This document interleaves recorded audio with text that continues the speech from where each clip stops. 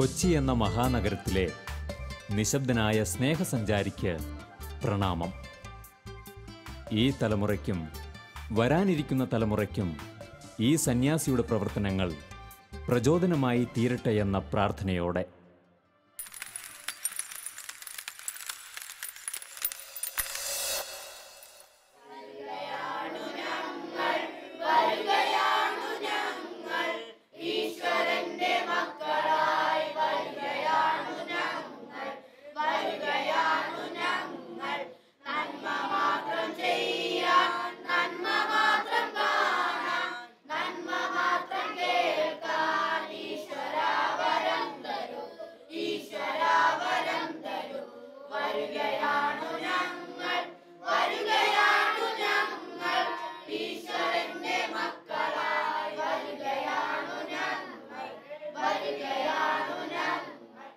ആയിരത്തി 1983 December 5 brother ഈ സ്നേഹക്കൂടാരത്തിൽ വന്ന് ചേക്കേറിയത്.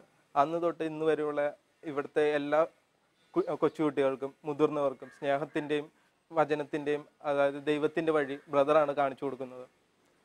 ഇന്ന് വരെയുള്ള എല്ലാ കുട്ടികൾക്കും ശനിയാഴ്ചകളിൽ സർവ്വമത പ്രാർത്ഥന കൂട്ടായ്മയും അതുപോലെ തന്നെ ക്രിസ്മസ്, ന്യൂ ഇയർ എന്നീ അവസരങ്ങളിൽ സർവ്വമത റാലിയും ബ്രദർ സംഘടിപ്പിക്കാറുണ്ട്. ബ്രദറിൽ നിന്നാണ് യഥാർത്ഥത്തിൽ ക്രിസ്തുവിൻ്റെ വഴി ഏതാണെന്ന് ഞങ്ങൾ മനസ്സിലാക്കുന്നത്.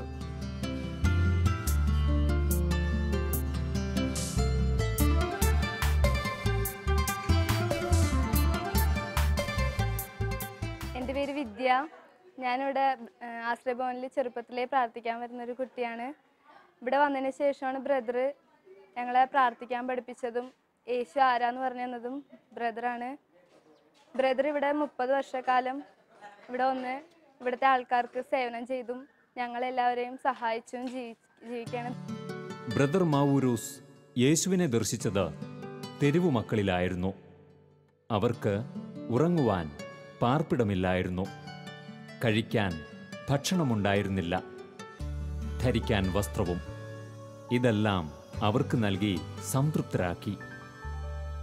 പിന്നെ അവർക്ക് വിദ്യാഭ്യാസം നൽകി ജീവിതത്തിന് ഉതകുന്ന രീതിയിൽ നല്ല പാഠങ്ങൾ പറഞ്ഞുകൊടുത്തു. പ്രാർത്ഥനയും ജീവിതവും ഒന്നാക്കി ആ സ്നേഹസഞ്ചാരി അങ്ങനെ അവരിൽ യേശുവിനെ ദർശിച്ചു. അവർ അദ്ദേഹത്തിലും. എൻ്റെ പേര് നവീൻ.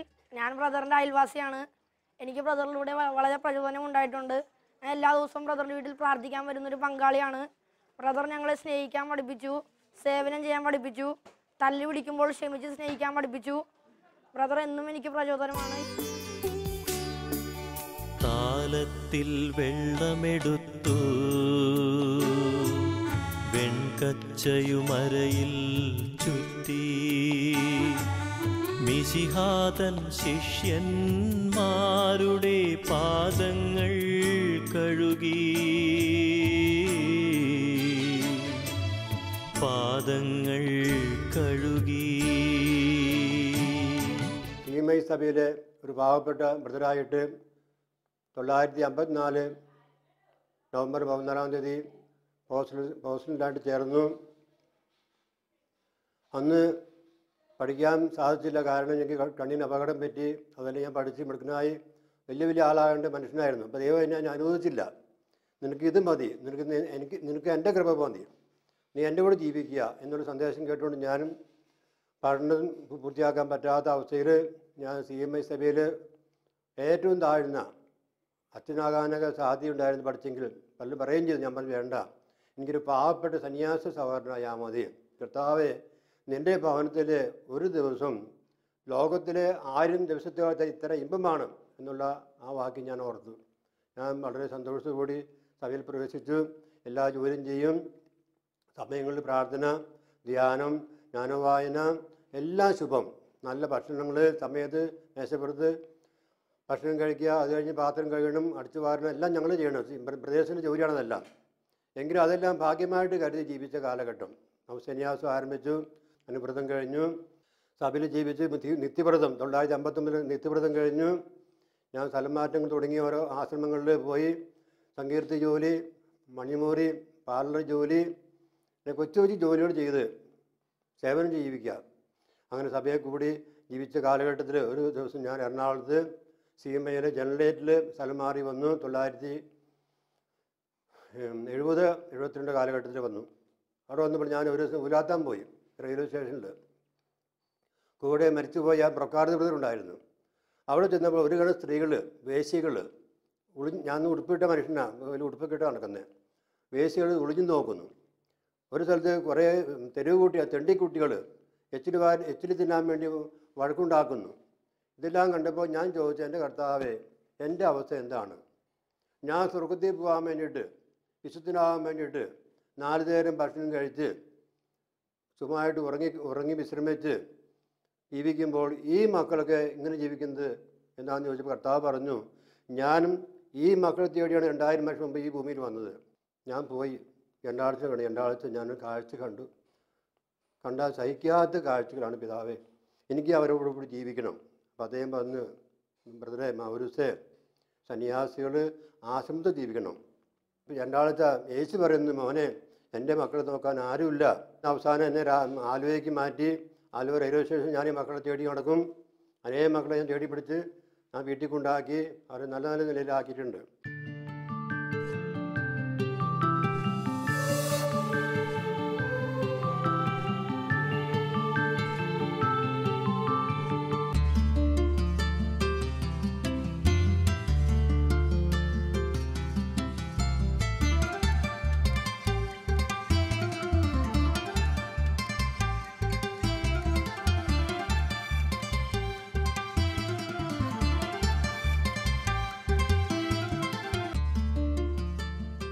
വർഷങ്ങൾക്ക് മുമ്പാണ് ഞാനും ബ്രദറുമായിട്ട് ഉള്ള ഒരു പരിചയം എന്ന് പറയുന്നത് ആലുവ കൊവേന്തയിൽ സെൻറ് ആനീസ് മോണസ്ട്രിയിലെ ഓൾട്ടറിൻ്റെ ചാർജായിരുന്നു ബ്രദർ മാവൂരസിന്. അന്ന് CMI സഭയിൽ പ്രവർത്തിക്കുന്ന ഒരു ബ്രദറാണ്. ഞങ്ങൾ ഓൾട്ടർ ബോയ്സ് 5-6 പേരുണ്ട്. അവരെല്ലാം ശനി ഞായർ ദിവസങ്ങളിൽ ഞങ്ങളെ തെരുവിലേക്ക് കൊണ്ടുപോകും, ആശുപത്രികളിൽ, ജയിലുകൾ എല്ലാം സന്ദർശിക്കാൻ കൊണ്ടുപോകും. അങ്ങനെ കൊണ്ടുപോകുമ്പോൾ അവിടെയുള്ള ഓരോരുത്തരും കഷ്ടപ്പെടുന്ന, വേദന അനുഭവിക്കുന്ന ഓരോ കാര്യങ്ങളും ഞങ്ങൾക്ക് പറഞ്ഞു തരാറുണ്ട് ബ്രദർ. അതിലേറ്റവും എന്നെ സ്പർശിച്ചിട്ടുള്ളൊരു കാര്യം, ബ്രദർ തെരുവിൽ കൂടെ പോകുമ്പോഴേ ഞങ്ങളത് പറയും, നിങ്ങളൊന്ന് നോക്കി മറ്റേ ഭിക്ഷാടകരെ നോക്കി ഒന്ന് പുഞ്ചിരിക്കണം എന്ന് പറയും. കാരണം അവർക്ക് പൈസയല്ല വലുത്, നമ്മുടെ സ്നേഹം നിറഞ്ഞ ഒരു പുഞ്ചിരിയാണ് ഏറ്റവും വലുത് എന്ന് പറയാറുണ്ട്. അത് ഇന്നും എൻ്റെ ഓർമ്മയിലുണ്ട്. അങ്ങനെ അന്ന് കിട്ടിയ ഒരു ട്രെയിനിങ് ആയിരുന്നു. വർഷങ്ങൾക്ക് ശേഷം 97 ബ്രദർ മാവൂരസിനെ കാണുവാനും വളരെ ശക്തമായ ഒരു പ്രചോദനം കിട്ടി. കാരണം അന്നത്തെ കാലത്ത് ഞാൻ വിൻസെൻ്റ് പോളിൽ വർക്ക് ചെയ്യുന്ന ഒരു വ്യക്തിയായിരുന്നു. പക്ഷേ വിൻസെൻ്റ് പോളിൻ്റെ പരിധിയിൽ നിന്നുകൊണ്ട് അത് മാത്രം പോരാ എന്നുള്ള ചിന്തയോടുകൂടി തന്നെ ആലുവ ഗവൺമെൻറ് ആശുപത്രിയിൽ രോഗികളെ സന്ദർശിക്കുവാനും അവരെ ശുശ്രൂഷിക്കുവാനുള്ള ശക്തമായ ഉൾപ്രേരണ കിട്ടി. ആ ഉൾപ്രേരണയനുസരിച്ച് ബ്രദർ മാവൂരസിനെ അതിരാവിലെ ഒരു ദിവസം ചെന്ന് കാണുമ്പോൾ ഞാൻ ഈ വിശേഷം പറയുന്നതിന് മുൻപ് തന്നെ ബ്രദർ മാവൂരസ് എൻ്റെ അടുത്ത് പറയുകയാണ്, ഞാൻ നിന്നെ കാണാനിരിക്കുകയാണ്. ആലുവ ഗവൺമെൻറ് ആശുപത്രിയിലെ രോഗികളെ സന്ദർശിക്കാനും അവരെ സഹായിക്കാനും ആരുമില്ല, എനിക്ക് അങ്ങോട്ട് വരാൻ പറ്റില്ല, അതുകൊണ്ട് ആ ദൗത്യം നീ ഏറ്റെടുക്കണം.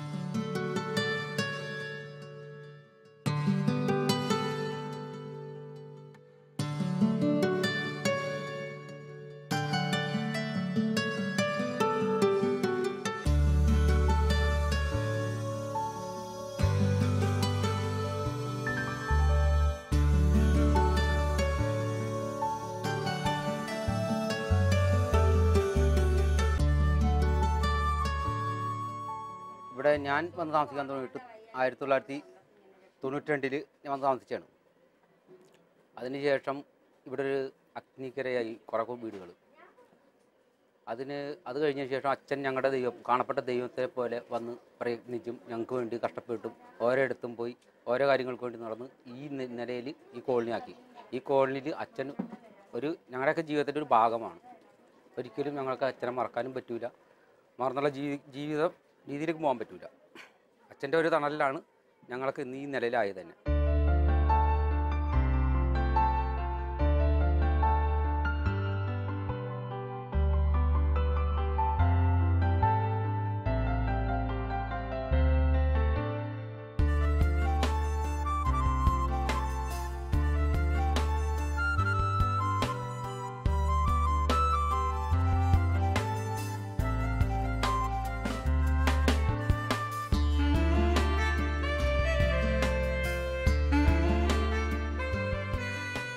CIND കോളനി എങ്ങനെ സ്നേഹനഗറായി? 35 വർഷം മുമ്പ് ഇവിടെ താമസക്കാർ 110 വീടുണ്ടായിരുന്നു. എവിടെ നിന്നൊക്കെ വന്ന് വീടില്ലാത്തവർ വന്ന് ഈ തോടിൻ്റെ അറമ്പിലുള്ള അല്പം വീതിയുള്ള സ്ഥലത്ത് ചെറ്റക്കൊള്ളി വെച്ചിട്ട് ജീവിതം ആരംഭിച്ചു. ഓല കൊണ്ട് ജീവിതം ആരംഭിച്ചു. വെള്ളപ്പൊക്കം വരുമ്പോൾ അവർ വീഞ്ഞപ്പെട്ടിന് പുറത്ത് കയറിയിരിക്കും, പുറക്കം ഒളിച്ചിരിക്കും. വെള്ളം പൊങ്ങിക്കിടക്കുക, ഈ തോട്ടിന് വെള്ളം കയറുമ്പോൾ നിറയും. അങ്ങനെ ജീവിച്ച മനുഷ്യരാണ്. 20 കൊല്ലത്തോളം അവരൊക്കെ സഹിച്ച് ജീവിച്ചു. ആർക്കും അറിയാൻ പാടില്ല ഇങ്ങനെ കോളനിയുള്ള സ്ഥലം. ഞാൻ 30 വർഷം മുമ്പ് ഇവിടെ വന്നപ്പോഴാണ് ഞാനിവിടെ വന്ന് ഇവരൊക്കെ സ്നേഹിക്കാൻ തുടങ്ങി, അവരെന്നെ സ്നേഹിക്കാൻ തുടങ്ങി. അപ്പോൾ അവർ അവസ്ഥ കാണുമ്പോൾ എനിക്ക് സങ്കടം തോന്നി. ഒരു ദിവസം 10-15 വീട് കത്തിപ്പോയി. ഒരു അമ്മമ്മ കട്ടൻ കാപ്പി ഉണ്ടാക്കി കുടിച്ചിട്ട് ഉറങ്ങിപ്പോയതാണ് പനിയായിട്ട്. തീ പിടിച്ച് 10-11 വീട് കത്തിപ്പോയി. അപ്പുറത്ത് ഡീസൽ ടാങ്കാണ് കൊച്ചി റിഫൈനറിയുടെ. ദൈവം അനുഗ്രഹിച്ച് വേറെ വീട് കത്തിയില്ല. അപ്പോൾ ആ വീട് ശരിയാക്കാൻ വേണ്ടി ഞാൻ കോർപ്പറേഷനിൽ പറഞ്ഞ് ഞങ്ങളെല്ലാവരും സഹായിച്ച് ആ വീട് ശരിയാക്കി. ഇഷ്ട കെട്ടി ഷീറ്റ് പഞ്ഞു. ബാക്കിയുള്ള വീട് എങ്ങനെ ശരിയാക്കാൻ പറ്റും ചിന്തിച്ച് പ്രാർത്ഥിച്ചു. കൊച്ചിൻ റിഫൈനറി, FACT എന്ന് വേണ്ട ഞാൻ എല്ലായിടത്തും പോയി തെണ്ടാൻ തുടങ്ങി. തെണ്ടി അവസാനം ഞാൻ പറഞ്ഞു, നിങ്ങൾ തറ കെട്ടണം, ഞാൻ കട്ടയും സിമെൻറ്റും ഷീറ്റും വാങ്ങിച്ചു തരാം, നിങ്ങൾ പണിക്കൂലി. അങ്ങനെയുള്ള കണ്ടീഷനിൽ വീട് പണി തുടങ്ങി. രണ്ട് കൊല്ലം കൊണ്ട് ആ വീടോട് എല്ലാം തീർന്നു. 20 കൊല്ലമായി ഇവർ ഈ അതുപോലെ CIND കോളനി സ്നേഹനഗറായി. അപ്പോൾ ഒന്നിച്ചു കൂടാനുള്ള ഒരു മുറിയാണ് ഈ സ്നേഹാലയം. കല്യാണം മരിച്ചൊക്കെ വരുമ്പോൾ അവർ ഇവിടെ ഒന്നിച്ചു കൂടും. ഇവിടെ സ്നേഹമാണ്, എല്ലാവരും സ്നേഹിച്ച് ജീവിക്കുന്നു.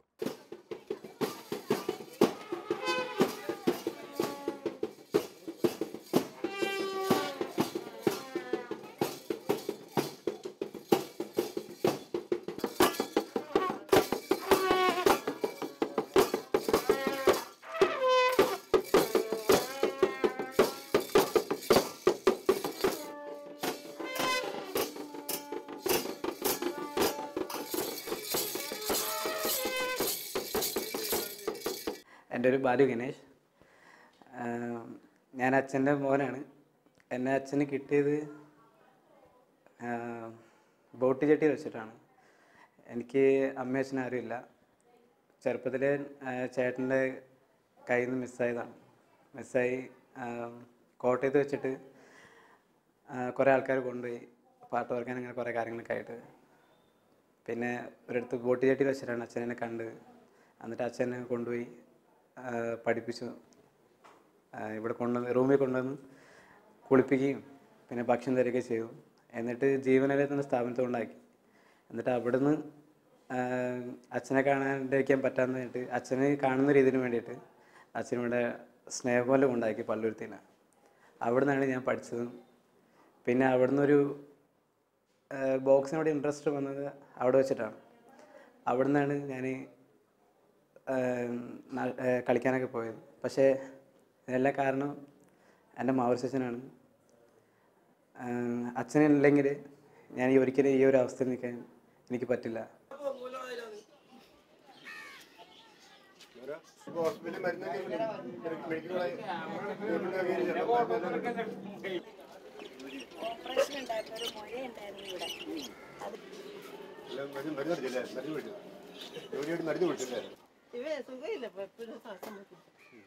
ഞാൻ ആദ്യം താമസിച്ചത് ഉദയ കോളനിയിലായിരുന്നു. അതായത് ബ്രദറായിട്ട് എനിക്ക് ബന്ധമെന്ന് വെച്ചാൽ ഒരു 30 വർഷം മേലെ. എൻ്റെ കുഞ്ഞിലെ ആദ്യകാലം മുതൽ ബ്രദറിനെ കാണുമ്പോൾ ഞങ്ങളുടെ കോളനി ഉദയ കോളനി എന്ന് ഭയങ്കര ദാരിദ്ര്യപൂർണ്ണമായൊരു കോളനിയായിരുന്നു. കഷ്ടപ്പാടുകളൊക്കെയായിരുന്നു ഞങ്ങളുടെ ജീവിതത്തിൽ ഉണ്ടായിക്കൊണ്ടിരുന്നത്. ആ സമയത്ത് ഞങ്ങൾ ബ്രദറായിട്ട് ആദ്യമേ ഓർക്കുന്ന കാര്യം എന്ന് പറഞ്ഞാൽ ഞങ്ങൾ മടൽ വെച്ച് ക്രിക്കറ്റ് കളിക്കുന്ന സമയത്ത് ബ്രദർ അവിടെ വരുമായിരുന്നു. വന്ന് ഞങ്ങൾക്ക് നല്ല കാര്യങ്ങളൊക്കെ പറഞ്ഞു തരും. ബ്രദർ ഞങ്ങൾക്ക് ബാറ്റും ബോളും വാങ്ങിച്ചു തന്ന് ഞങ്ങൾ ആ ബാറ്റും ബോളും കൊണ്ട് ഒരു ക്രിക്കറ്റ് ടൂർണമെൻറ്റ് കളിക്കാൻ പോയി. ഞങ്ങളത് ഫസ്റ്റ് അടിച്ച് ഞങ്ങൾ വന്നപ്പോൾ ബ്രദറിൻ്റെ ഈ വീട്ടിൽ, അന്ന് പഴയ ഒരു വീടായിരുന്നു, ആ വീട്ടിൽ വന്നപ്പോൾ ബ്രദർ പറഞ്ഞു വാ എന്ന് പറഞ്ഞു. അപ്പോൾ ആ കോളനിക്ക് ഒരു ചീത്തയായ ഒരു പേരായിരുന്നു ആദ്യമേ ഉണ്ടായിരുന്നത്. ബ്രദർ ഞങ്ങളുടെ വിജയം കണ്ടിട്ട് ബ്രദർ നിങ്ങൾ നല്ല കുട്ടികളായിട്ട് വളരും, അതുകൊണ്ട് നിങ്ങൾക്കൊരു പേരിടാൻ പറഞ്ഞു. ഉദയ കോളനി എന്ന് പേര് ആ കോളനിക്ക് നാമം ചെയ്തു. അതിനുശേഷം ഞങ്ങളെയൊക്കെ ബ്രദറെ വിളിച്ചു വരുത്തി. ഓരോ ബ്രദറിന് ഞങ്ങൾക്ക് എന്ത് ഞങ്ങൾ അനുസരിക്കുമെന്ന് ബ്രദറിന് അറിയായിരുന്നു. എന്നുണ്ടെങ്കിൽ ഞങ്ങൾ എന്ത് പറയാൻ കേൾക്കുമെന്ന് ഞങ്ങളുടെ എല്ലാം മനസ്സിലുള്ള ബ്രദർ, ഞങ്ങളുടെ മനസ്സിലിരിപ്പ് ബ്രദറിന് അറിയാം. അപ്പോൾ അത് ബ്രദർ ഉൾക്കൊണ്ടിട്ട് ഞങ്ങൾ അതേപോലെ ബ്രദർ കൊണ്ടുപോകാൻ ശ്രമിച്ചു. ഞങ്ങൾ ആദ്യമായിട്ട് ഞങ്ങൾ സ്പോർട്സിനോട് ഇൻട്രസ്റ്റ് കാണിച്ചു. അതിന് ബ്രദർ ഞങ്ങളൊപ്പം നിന്നു. പിന്നെ കോളനിവാസികൾ നന്നാക്കിയെടുക്കാൻ വേണ്ടി ഞങ്ങൾക്ക് തലക്ക് മൂത്തുള്ളൊരു ഭയങ്കര മയക്കുമരുന്നിനും വെള്ളത്തിനും അങ്ങനെയുള്ള കാര്യങ്ങളൊക്കെ അലമ്പായി. ഞങ്ങൾ അതിൽ നിന്ന് പയ്യെ മാറ്റി ഇപ്പം ഞാൻ തൊട്ടടുത്ത് ബ്രദറിൻ്റെ ഈ മതിലിനപ്പുറത്തെ ഞാൻ താമസിക്കുന്നത്. അത് ഭയങ്കര ഒരു ദൈവാനുഗ്രഹമായിട്ട് ഞാൻ വിചാരിക്കുന്നു. ഞാനൊരു മുസ്ലിമാണ്, പക്ഷെ എന്നാലും ബ്രദറും ഞങ്ങളും തമ്മിൽ ഒരു ജാതി മത ഒന്നുമേ ഇല്ല. ഞങ്ങൾക്കൊരു നല്ല പെരുന്നാളോ ചെറിയ പെരുന്നാളോ വന്നാൽ ഞങ്ങൾ വെക്കുന്ന ഭക്ഷണത്തിൽ ഒരു ബ്രദറിന് ആകെ എത്തിക്കും. അതേപോലെ തന്നെ ബ്രദർ എന്ത് വിശേഷം വന്നാലും ഇവിടെ ആരെന്ത് കൊടുത്താലും ഞങ്ങൾക്കാണ് അതിൻ്റെ ആദ്യ പങ്ക് ഞങ്ങൾക്ക് ബ്രദർ തരും.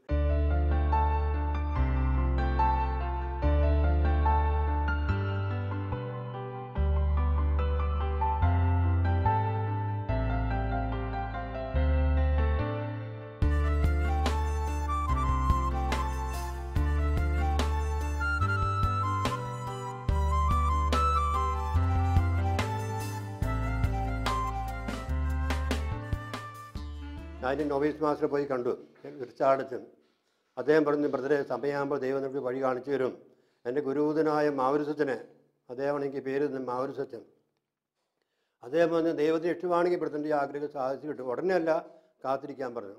ഞാൻ അങ്ങനെ ജീവിച്ച് അവസാനം പിന്നെ രാജിയിലേക്ക് മാറ്റി. ഞാൻ എച്ചവണ്ടി കാൽവയ്ക്കുന്ന ബസ് കയറി നോർത്ത് റെയിൽവേ സ്റ്റേഷനിൽ ഇറങ്ങും. അന്ന് അനേകം മക്കളുണ്ടായിരുന്നു, ആരും നോക്കാനില്ലാത്ത മക്കൾ. ഞാൻ മാത്രമേ ഉള്ളൂ ഈ രംഗത്ത് പ്രവർത്തിക്കുന്നത്. ഞാൻ ഈ മക്കളെ തേടി പിടിച്ച് ബസ് സ്റ്റാൻഡ് വഴിക്ക് സൗത്ത് റെയിൽവേ സ്റ്റേഷൻ വഴിക്ക് എറണാകുളം ജനറൽ ഹോസ്പിറ്റലിലെത്തും. അവിടെ ചെല്ലുമ്പോൾ മരിച്ചു കിടക്കുന്ന മനുഷ്യർ, ഉറുമ്പരിക്കുന്ന മനുഷ്യർ, ഈച്ച പൊതിഞ്ഞ് വെള്ളം കിട്ടാൻ വേണ്ടി നാക്ക് നീക്കുന്ന മനുഷ്യർ, ആര് പോലില്ല ഈ മക്കളെ നോക്കാനായിട്ട്. ഞാൻ അവർക്ക് വെള്ളം തൊട്ടിക്കൊടുത്തിട്ടുണ്ട്. അന്ന് ആരും ഈ രംഗത്തില്ല, ഞാൻ മാത്രമേ ഉള്ളൂ ഈ രംഗത്ത്. ഹോസ്പിറ്റലിൽ ആരും ശുശ്രൂഷിക്കാനില്ല.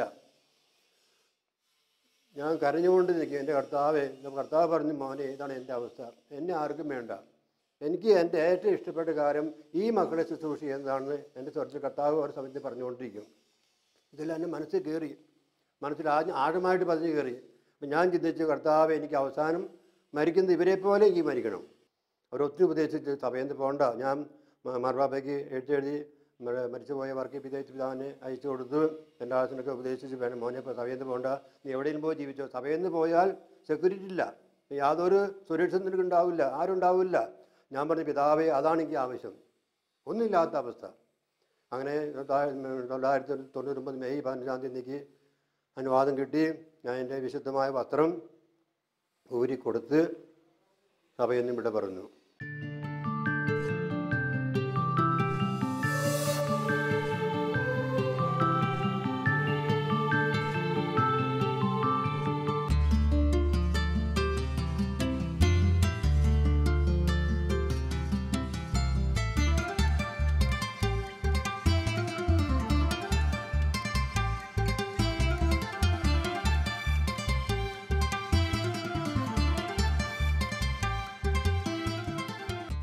പ്രിയപ്പെട്ട മാവൂരൂസ് അച്ഛനെ കുറിച്ച് ചിന്തിക്കുമ്പോൾ തെരുവിൽ തമ്പുരാനെ തേടുന്ന ഒരു അതുല്യനായ ശുശ്രൂഷകനെന്ന് പറയേണ്ടി വരും.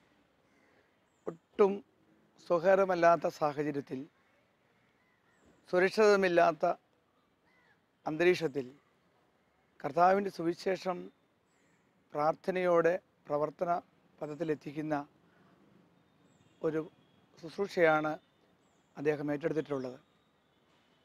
കഴിഞ്ഞ 3 പതിറ്റാണ്ടുകളായിട്ട് കൊച്ചിയിലും പരിസര പ്രദേശങ്ങളുമായി ഏതാണ്ട് 2000-ത്തിലധികം തെരുവ് കുട്ടികളെ കണ്ടെത്തി ജീവിതത്തിൻ്റെ ഉന്നതമായ അവസ്ഥയിലെത്തിക്കാൻ കഴിഞ്ഞ അപൂർവം വ്യക്തികളെ കേരളത്തിൻ്റെ പൊതുസമൂഹത്തിൽ നമുക്ക് കണ്ടുമുട്ടാൻ സാധിക്കുകയുള്ളൂ. മാവൂരൂസ് അച്ഛന് പകരം മറ്റൊരാളെ കണ്ടെത്തുക എളുപ്പമല്ല. ഇന്ന് പരിശുദ്ധ പിതാവ് ഫ്രാൻസിസ് പാപ്പാപ്പ നമ്മുടെ മുമ്പിൽ സജീവമായി സുവിശേഷമായി മാറുമ്പോൾ 40 വർഷമായിട്ട് തെരുവിലെ കുട്ടികളുടെ കാലുകൾ കഴിയുകയും തെരുവിലുള്ള പ്രിയപ്പെട്ടവരെ ആലിംഗനം ചെയ്ത് അവരെ സ്വന്തമാക്കി വളർത്തുകയും തെരുവിൽ അവരോടൊപ്പം താമസിക്കുകയും ചെയ്യുന്ന മറ്റൊരു പ്രേക്ഷിതൻ ഭാരത സഭയിൽ തന്നെ നമുക്ക് കാണുവാൻ എളുപ്പമല്ല. ജാതി മത വർഗ വർണ്ണ ചിന്തകളൊന്നുമില്ലാതെ കണ്ടുമുട്ടുന്നവരിൽ കർത്താവിനെ കാണുക, അവർക്കാവശ്യമായ നന്മ വാക്കിലും പ്രവൃത്തിയിലും കൂടെ നൽകുക എന്നത് ഒരു വലിയ ഒരു മഹനീയ കർമ്മമായി അദ്ദേഹം നിർവഹിച്ചു വരുന്നു.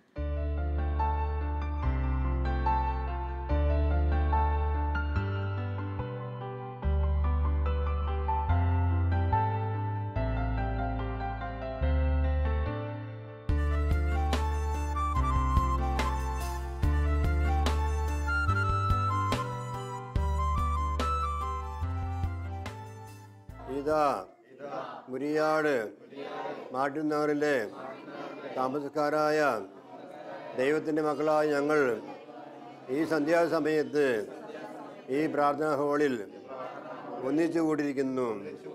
ദൈവമേ, അറിഞ്ഞും അറിയാതെയും വന്നുപോയിട്ടുള്ള എല്ലാ തെറ്റുകുറ്റങ്ങൾക്കും ഞങ്ങൾ അങ്ങയോട് ഈ ദിവസം മാപ്പ് ചോദിക്കുന്നു.